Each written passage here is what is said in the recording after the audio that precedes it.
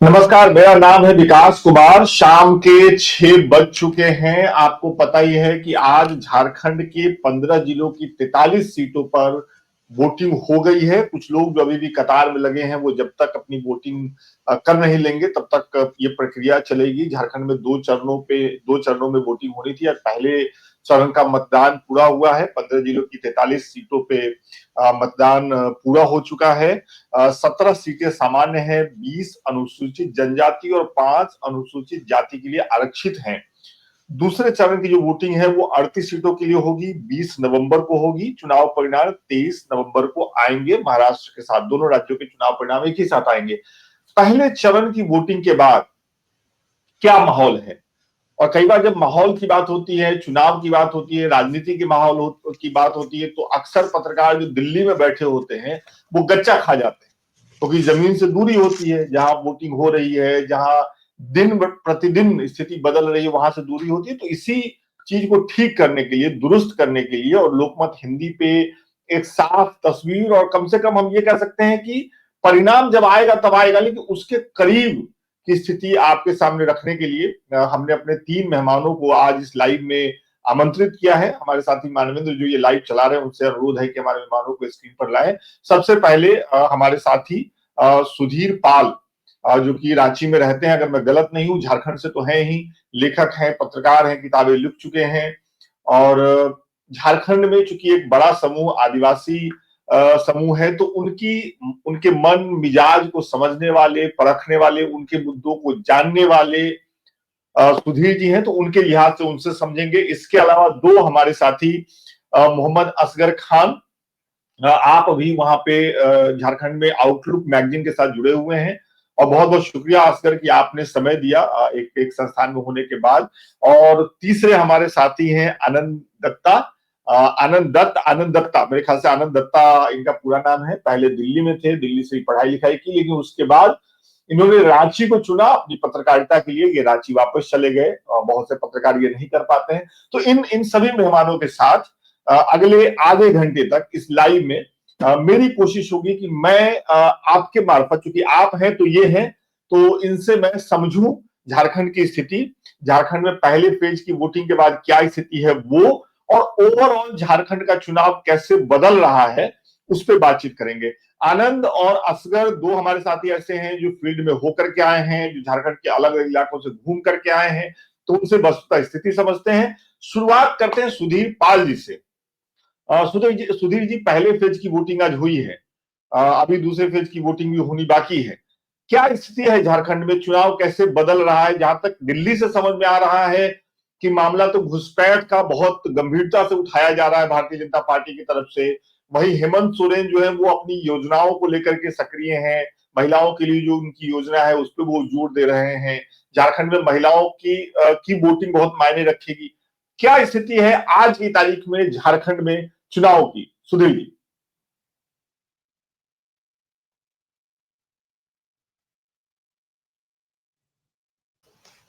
जी। सबसे पहले तो आप सभी साथियों को धन्यवाद, खासकर लोकमत हिंदी को, कि आपने हमें अवसर दिया कि मैं अपनी बात रख सकूं।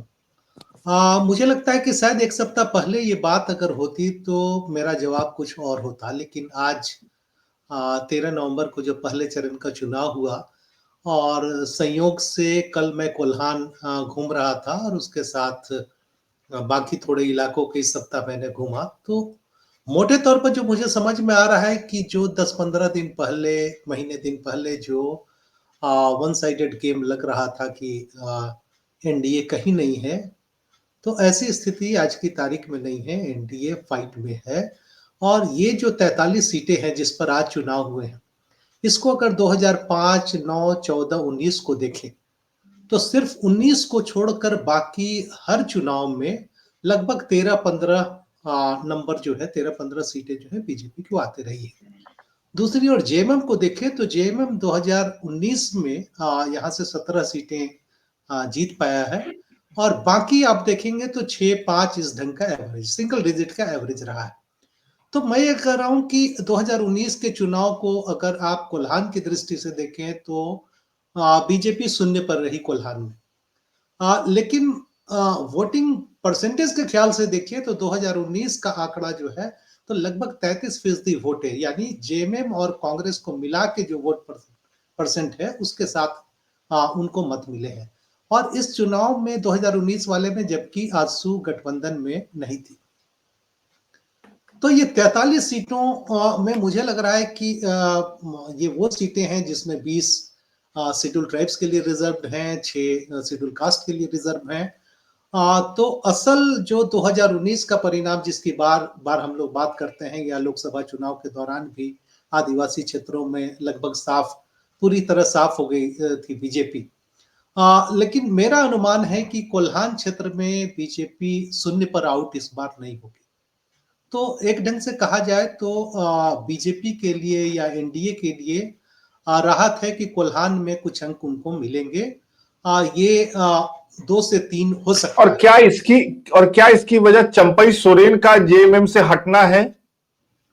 चंपई सोरेन उतने बड़े फैक्टर नहीं है कि और उतने बड़े जिस ढंग से कहा जाए कि वो अपनी सीट जरूर बचा लेंगे, लेकिन सिर्फ चंपई सोरेन की वजह से ये सीट आ जाएगी। जो सीटें की बात की जा रही है वो ऐसा नहीं है, लेकिन चंपई सोरेन एक फैक्टर जरूर है जो सहानुभूति बटोर रहे हैं। लेकिन उसके बावजूद जो स्थानीय स्तर पर जो नेता हैं बीजेपी के, जो 2024 में जो लोकसभा के चुनाव हुए जो चूक गए थे, खासकर मैं बात करना चाहूंगा कोल्हान में जगन्नाथपुर की सीट अगर आप देखें, पुटका की सीट देखें, सरायकेला की सीट देखें, तो ये कुछ सीटें ऐसी हैं जो लगता है कि ठीक ठाक स्थिति में इनको शायद लेते आए। आपने ये हमारा आपने अनुमान है। बहुत बड़ी बात कही सुधीर जी। आपने ये कहा कि एक हफ्ते पहले और आज की तारीख में जी, चुनाव में बहुत बड़ा बदलाव देखने को बिल्कुल, मिल रहा है।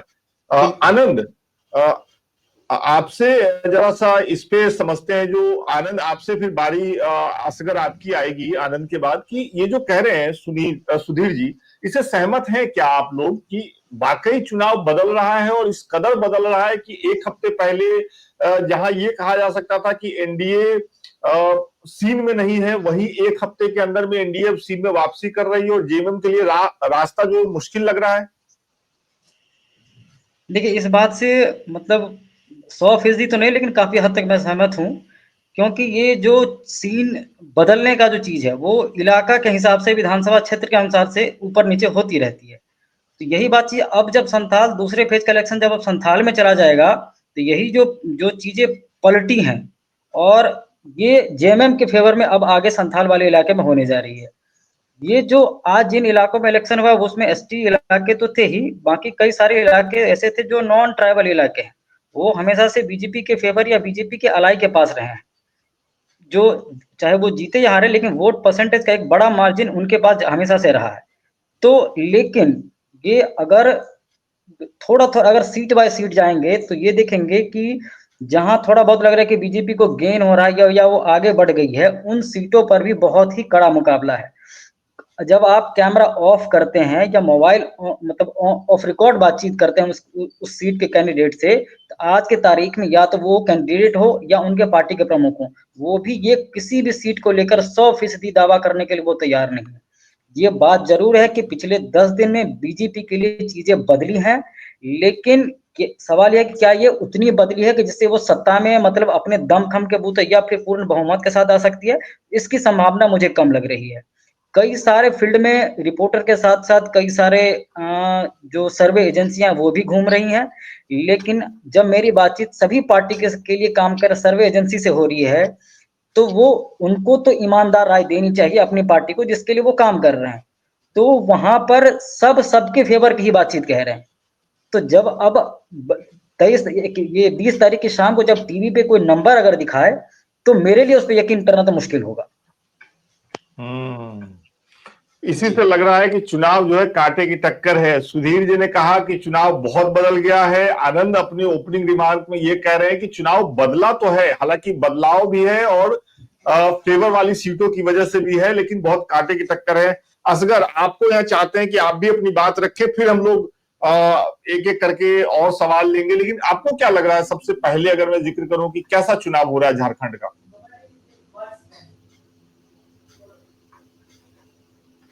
असगर का माइक्रोफोन ऑफ है।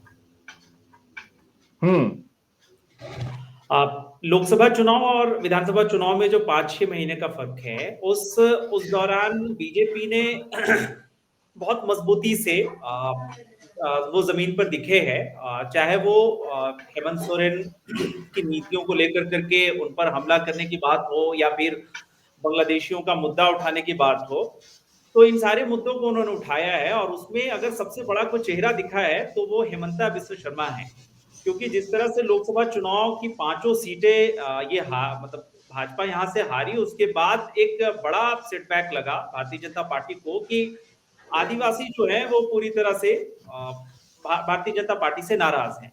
लेकिन हेमंता बिस्व शर्मा जब आए और उन्होंने बांग्लादेशी मुद्दे पे पूरी बैटिंग की, और वो बांग्लादेशी मुद्दा जो है धीरे धीरे फिर उसके बाद वो नाम बदलने पर आया, और अभी जो है वो कटोगे बटोगे नारे में वो बदल गया है। तो यहाँ भारतीय जनता पार्टी जो है वो मुद्दे पे कम बल्कि इस तरह के जो इश्यूज हैं जो उसको फेवर करते हैं उस पे चुनाव लड़ रही है। अभी मैं हाल में जब संथाल के इलाके में गया तो बांग्लादेशी वाला जो मुद्दा है वो बहुत धरातल पे नहीं दिख रहा है। संथाल अभी भी जो मुझे दिखा जमीन पे उसमें जेएमएम मजबूत दिख रही है। वहां कुछ सीटें जो संथाल के इलाके में कमजोर है, इस बार जेएमएम वो सीट नहीं बचा, मतलब इंडिया अलायंस नहीं बचा पाएगा। उसमें आपको जो कांग्रेस की सीट है उसके बारे में ऐसा लग रहा है कि वो सीट कांग्रेस के हाथ से निकल जाएगी। तो जेएमएम संथाल में स्थिति ठीक ठाक है, और संथाल और कुल्हान दोनों सटता है, तो कुल्हान भी मुझे नहीं लगता कि बहुत ज्यादा प्रभावित होगा। कुल्हान में भी बीजेपी, जैसा कि सुधीर सर कह रहे थे कि बीजेपी वहां गेन करेगी। अगर 2 सीट 3 सीट 4 सीट भी जीतती है तो बीजेपी 0 से 4 पर आएगी, तो उस हिसाब से बीजेपी की स्थिति थोड़ा ठीक रहेगी। लेकिन संथाल का जो समीकरण है उस समीकरण के बुनियाद पे ये कहा जा सकता है, अब मतलब अभी 6 7 8 दिन है, इस 8 दिन में किसके फेवर में हवा बदलेगी ये कहना मुश्किल है। लेकिन संथाल में मुसलमान, मुस्लिम्स और जो आदिवासी वोट का वहां जो नेक्सस रहा है जेएमएम का, वो अभी भी उनके साथ है कमोबेश, और ये वोट उनको हर सीट पर मिलता हुआ दिख रहा है। अब वो कितना बदलेगा वोटिंग में ये कहना थोड़ा मुश्किल है। बरहेट की सीटों पर जब मैं गया, और खास करके बरहेट और ये पाकुड़ का जो सीट है, ये दोनों सीट पे ज्यादा मतलब बांग्लादेशी वाले इश्यूज उठे हैं। बरहेट चूंकि खुद वहां से हेमंत सोरेन चुनाव लड़ रहे हैं, दुमका, जामा, तो पाकुड़ में मुस्लिम्स और जो आदिवासी हैं वो अभी भी एकजुट हैं। मतलब वहां पूरी तरह से ध्रुवीकरण हो रहा है, मतलब मुस्लिम्स और आदिवासी जो है वो साथ है, और वहां से जो कैंडिडेट है वो तीनों मुस्लिम्स है। तो ऐसी स्थिति में कांग्रेस वहां मजबूत स्थिति में, बरहेट में मुस्लिम्स और आदिवासी वहां अभी भी मुझे मजबूत स्थिति में दिख रहे हैं। और इसके अलावा जो मुझे दिखा आखिर टाइम में हेमंत सोरेन ने जो आखिर टाइम में अपने वेलफेयर स्कीम्स को जो लाया है उसका भी असर है।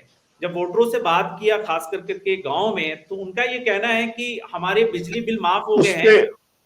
उस पे आते हैं असगर, अभी एक एक करके कौन से मुद्दे चले, किसने प्रचार में क्या तरकीब रखी उस पर बातचीत करेंगे। हमारे कुछ दर्शक भी हैं, मुकेश कुमार हैं, मोहित हैं, मनोज यादव हैं, आप लोगों का शुक्रिया है, शामिल हो रहे हैं आप इस लाइव को शेयर करते चलिए। अभी तक हमारे जो तीनों मेहमान हैं, सुधीर जी, असगर जी और आनंद दत्ता, तीनों की राय को अगर एक जगह रखें तो ये साफ समझ में आ रहा है कि पहले फेज का जो इलेक्शन, पहले फेज की जो वोटिंग हुई है झारखंड में, उसके आधार पे झारखंड का चुनाव एक तरफा नहीं है, किसी भी तरीके से एक तरफा नहीं है। इसी बातचीत को और आगे बढ़ाते हैं, थोड़ा और विस्तार से समझते हैं। आनंद, जैसा आपने कहा कि जब आप कैमरा बंद करते हैं, जब आप ऑफ द रिकॉर्ड नेताओं से बात करते हैं, उम्मीदवारों से बात करते हैं या जनता से बात करते हैं, तो आपको सही तस्वीर दिखती है। ये बिल्कुल सही बात है। मुझे खुद लगता है कि पिछले कुछ समय से पत्रकार इलेक्शन प्रेडिक्ट करने में इसलिए गच्चा खा रहे हैं क्योंकि सारी बातचीत कैमरे पे हो रही है, और कैमरे पे जो बातचीत होती है वो ऑफ कैमरा बिल्कुल बदल जाती है ना। तो आप मुझे ये बताइए कि आप किसी खास इलाके में गए, वहां कोई खास अनुभव आपका इस तरीके का रहा हो कि आपने कुछ बात की ऑन कैमरा, आपके जहन में एक तस्वीर बनी कि अच्छा इलेक्शन इस तरफ जा रहा है, लेकिन तभी ऑफ कैमरा कुछ आपको ऐसा दिखा जिसकी वजह से आपको लगा कि नहीं इलेक्शन तो कहीं और जा रहा है। मतलब इस तरह का कोई अनुभव रहा क्या आपका? देखिए, मैं मतलब ऑन कैमरा तो कोई बातचीत मैंने नहीं की है। मैं ज़्यादातर ऑफ कैमरे में ही बातचीत की है, क्योंकि टेक्स्ट का मामला था, वीडियो का मामला मेरे साथ था नहीं। तो मैं 2-3 एग्जांपल दूंगा। रांची से सटा हुआ एक इलाका है मांडर, जहां एक आदिवासी मुरमा जतरा मेला लगता है, आदिवासियों का बड़ा मेला लगता है। तो वो मेला देखकर मैं लौट रहा था, तो उस वक्त मैं ऑटो से था। ऑटो में बैठी 2 महिलाएं आपस में बातचीत कर रही थी कि अगर ये हेमंत हटा तो ये जो अभी 2500 मिलने वाला दिसंबर से वो बंद हो जाएगा। तो जवाब में दूसरी महिला कहती कि इधर बीजेपी भी तो 2100 देगी। तो वही दूसरी महिला फिर कहती कि 400 का फर्क फिर भी रहेगा। एक बातचीत ये है। लातेहार में जब मैं किसी और स्टोरी के लिए जाता हूँ, तो वहाँ ये कहती है, एक गांव में 4 मुस्लिम महिलाएं मिली। उन्होंने कहा कि हमने उनसे पूछा कि आप लोग मैया दीदी मिल रहा है? तो उन्होंने कहा कि मैया दीदी वाला पैसा तो आया है। हमने कहा गोगो दीदी का फॉर्म भरा है? उन्होंने कहा कि हम फॉर्म भरने गए थे, लेकिन बीजेपी के कार्यकर्ता जो उस वक्त फॉर्म भरवा रहे थे, उनका ये कहना था कि मोहम्मदन लोगों के लिए नहीं है। तो एक जी तो ये आप समझिए बीजेपी ने किनके लिए अपने वोटर को, जो उनसे दूर चले गए थे या उनके जाने की संभावना थी, इस मैया दी सीएम के हेमंत सोरेन की 1000 रुपये वाली योजना की वजह से उनको बीजेपी अपने तरफ खींचने की कोशिश कर रही थी। उसमें वो ठीक ठाक सफल भी हुए हैं, ऐसा नहीं है कि वो इसमें सफल नहीं हुए हैं। अब आते हैं एक तीसरे उदाहरण की तरफ, कि जब आप इसी शहर में रहते हैं, कि दोनों के बीच एक जो शहर, जो जिला मुख्यालय है, उससे 5 किलोमीटर के अंदर में जो इलाके हैं, ग्रामीण इलाके, उसमें महिलाओं ने मैया दीदी फॉर्म भी भरा है, गोगो दीदी भी फॉर्म भरा है। तो उनको कोई मतलब नहीं है, कोई भी सप्ताह में वो दोनों ही फॉर्म भर के बैठी हुई हैं। क्योंकि महिला वोटर लगभग 1 करोड़ 30 से 35 लाख के आसपास है, वो दोनों ही इस योजना के लाभार्थी हैं। लेकिन इन सब के बीच में देखिए कि मसला यह है कि क्या केवल मैया दीदी या गोगो दीदी के बदौलत ही दोनों ही तरफ के लोग सरकार बना पाएंगे? इसका जवाब है नहीं। हर एक विधानसभा के हिसाब से चीजें, कैंडिडेट के कैरेक्टर और व्यवहार के हिसाब से भी चीजें बदली हैं इस पिछले 5 दिन में। लिट्टीपारा में, जिस इलाके में जेएमएम पिछले 44 साल से सरकार मतलब विधायक, उस लिट्टीपारा से जेएमएम के नेता पिछले 44 साल से जीतते आ रहे हैं, उस इलाके में आदिम जनजाति के लोग बड़ी संख्या में हैं, खासकर पहाड़िया जनजाति और पढ़इया जनजाति। उन्होंने साफ कहा कि हम खुलकर बीजेपी को इस बार वोट करने जा रहे हैं।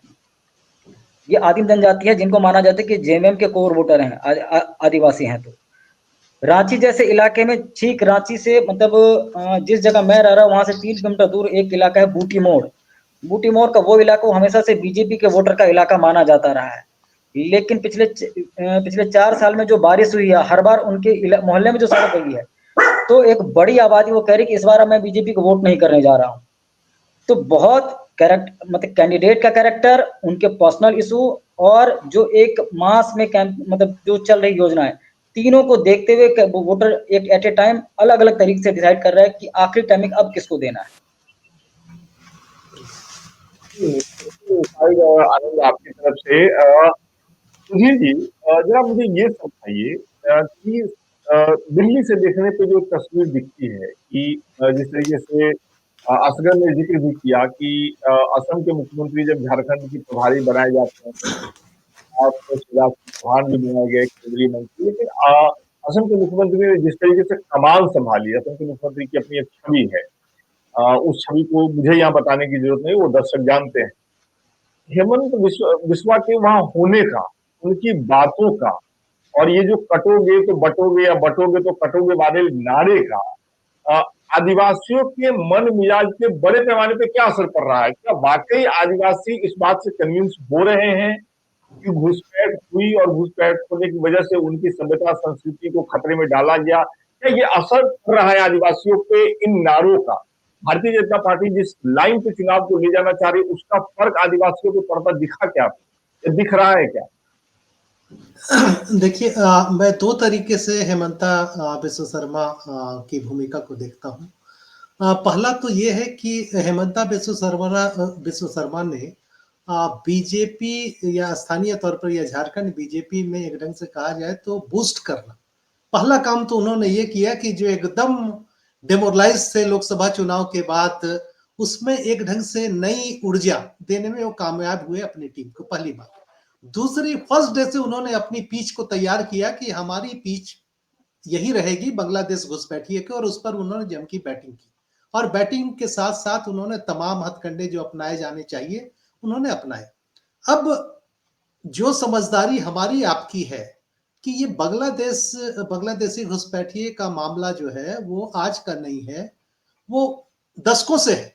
और संताल परगना में बहुत कॉर्डियल ढंग से बांग्लादेशी जो थोड़े बहुत हैं भी, बहुत बड़ी संख्या भी नहीं है, लेकिन मुस्लिम और आदिवासी जो लोग हैं तो बहुत कॉर्डियल ढंग से रह रहे हैं, ऐसा नहीं है। और ये केवल मैं कहूंगा संताल परगना नहीं, अगर आप झारखंड के ट्राइबल बेल्ट में चले जाइए इंटीरियर, तो वहां मुस्लिम और आदिवासियों के बीच बेटी रोटी सबका रिश्ता है और बहुत कॉर्डियल ढंग से।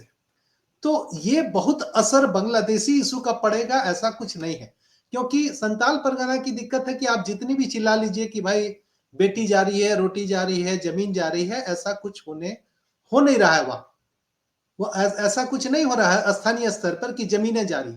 जमीन आप कब्जा कर सकते हैं, लेकिन कानूनी तौर पर वो ट्रांसफर होने की स्थिति में नहीं, क्योंकि संताल परगना में संताल महिलाओं को ही प्रॉपर्टी राइट्स नहीं, जमीन उनके नाम पर ही नहीं है, तो ट्रांसफर कहां से होगा।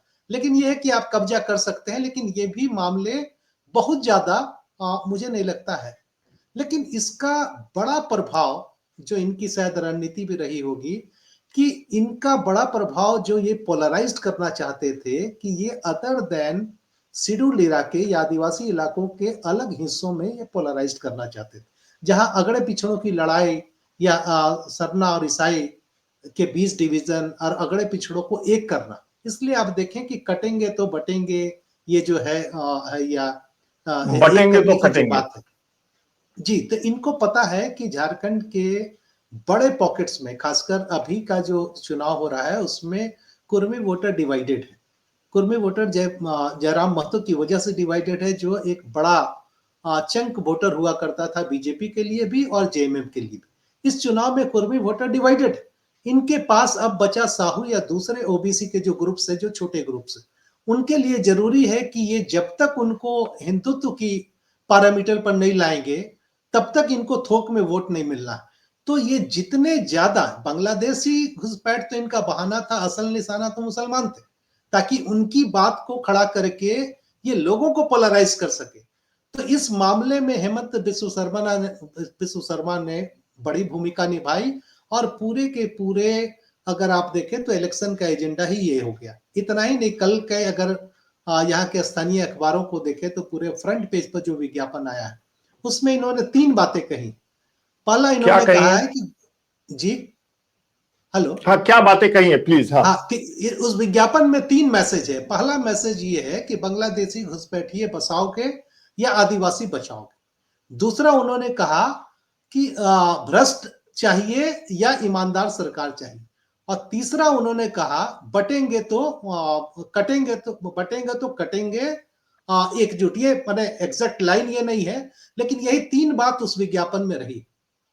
तो ये क्लियर कट पूरा चुनाव इनका जो है वो एकदम नैरेटिव इनका गढ़ा गया है और उसी नैरेटिव पर छोटे से बड़े सारे नेता जो है कैंपेन कर रहे हैं। और खासकर जैसा आनंद ने बताया, उत्तरी छोटा नागपुर का इलाका, पलामू का इलाका जो गैर आदिवासियों वाला इलाका है, वहां इनका ये नैरेटिव जो है काम करता भी है और कर रहा है, दोनों चीजें।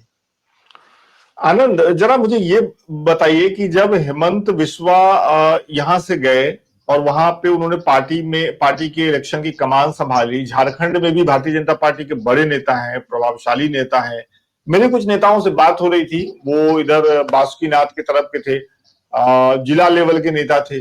उनकी बातों में मुझे हल्की सी कसक दिखी कि विधानसभा चुनाव में बाहर से आकर के कमान संभालने की क्या जरूरत थी, हम लोग कैपेबल से, बहुत हल्की।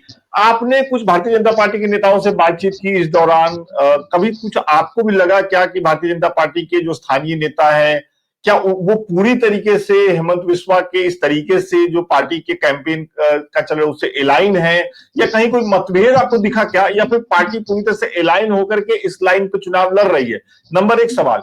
नंबर 2 सवाल मेरा ये कि आप जिन जिन इलाकों में गए वहां पे आपको आदिवासी और मुसलमानों में बंटवारा होता हुआ दिखा क्या आपको भारतीय जनता पार्टी की इस कैंपेन के बाद? पहले सवाल पे सबसे पहले तो जो छिटपुट वॉइसेज मिल रहे हैं कि भाई बाहर के नेता है, यहाँ के नेता से भी लड़ सकते थे, वो केवल नाराज लोग हैं, या तो उनको या उनके किसी परिचित को टिकट नहीं मिल पाया है। बाकी पूरे